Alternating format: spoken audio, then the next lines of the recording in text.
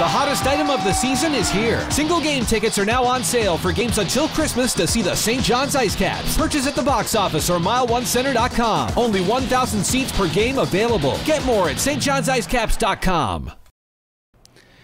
Hello, Ice Cap fans. In this segment of Ice Caps 360, I'm with head coach Keith McCambridge of the St. John's Ice Caps. And, Coach, the 2014-15 season is just around the corner. Providence, Rhode Island, the first stop, Bridgeport, Connecticut for Saturday and Sunday. When you look at your roster so far, Keith, let's talk a little bit about the defense. When I look back there seems to be some incredible talent, strength in numbers. I'd like for you to break down for our viewers exactly what you think you have on the blue line. Well, if we start with the blue line, we feel we have some experience on the back end, some players that balance that out, that are into their third years and looking for that development curve also. It was by design. We, number one, obviously always want to have some depth on the back end for the whole, both organizations with St. John's and Winnipeg. And we also, the thought process as before yesterday took place, trying to give our young goaltenders as much support as possible. So we do have some offensive puck-moving guys in your Will O'Neill, your Brendan Kitchton, obviously Ellerby for whatever period of time he'll be here, and same with Brule, and balanced out with some physical defensemen, Melchiori, Sherratt, Hill, Fredheim, all solid back where they need to be. So it is a strong mix. We always have been a team that likes to make sure that we spend the least amount of time in our own zone. I'm a very strong believer in getting pucks back quickly and being without any breakdowns in your D-zone coverage.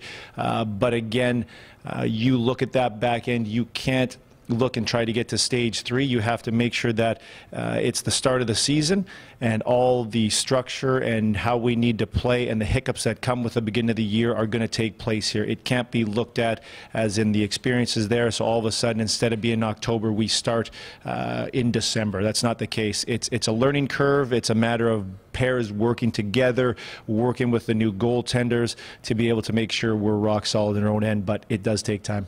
Keith, obviously with the amount of defensemen you have, you're going to have to make a lot of decisions. I know that you're old school at that, and you've had to deal with that over 3 seasons into 4. I mean, it's a numbers game, but you want the skill set there, and I guess it's a battle between the guys to prove who deserves the ice time.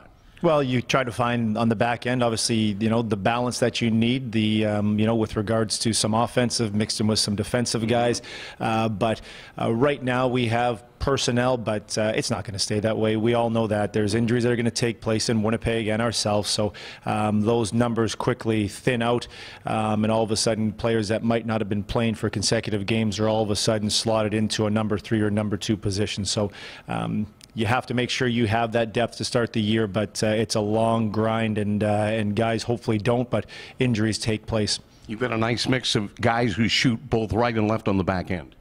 Well, actually, we only have the one right-handed shot defenseman back there. We got all left-handed shots, so that's a little bit of a challenge. You know, when you look and you add your 7-8 there, you know, you got Chris Fredheim. But right now we got a lot of left-hand shots.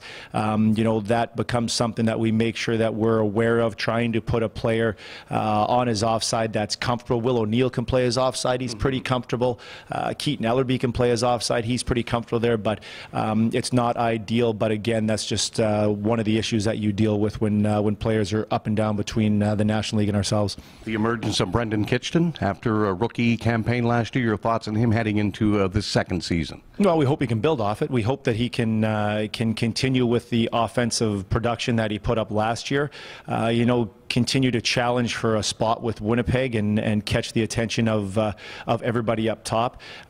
His foot speed has gotten better over the summertime, I feel, from seeing him at camp here and in Winnipeg. So making sure that that part of his game, which is always going to be, and we've talked to Brendan about that before, making sure that the defensive side is adequate, and we always know that he does have the offensive ability to get up ice and help run power plays. So looking forward to his second year. I've said this before, you really learn a lot about defensemen in their second year, and that'll be something we'll be watching closely with him. Will O'Neill, an outstanding Calder Cup playoff, second to Andrew Gordon in team points. A great story. Well, I'm really happy he was able to earn that NHL contract in the summer. Really proud of the way Will O'Neill has played with us in the back half of the season. He missed that stretch of games early in the year, and it was a real tough decision, but it's exactly what you want to see when you're looking to make sure players are taking the right steps and that ice time is earned.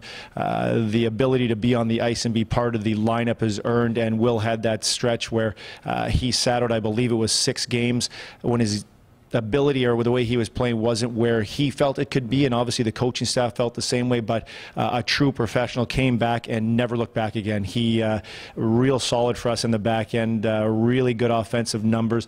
I love his intensity. I love what he brings to practice and to the games.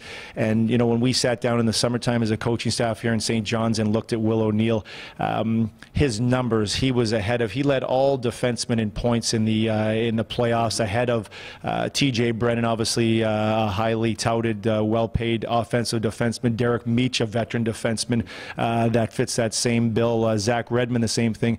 Will O'Neill was #1 out of that group, and that is really something that we're proud of, and Will should feel the same way. So excited to see him back again. He looks like he's put on some size, but the intensity is still there in practice and the games, and he's a joy to have out there. And he's shaved his beard, and he's got a new one going. He looks pretty cool, too. Thanks for this, Coach. On this segment of Ice Caps 360 with head coach Keith McCambridge of the Ice Caps talking about the defense. In our next segment coming, we'll discuss the goaltending here in St. John's. With the coach, I'm Brian Rogers. Have a great day, everyone.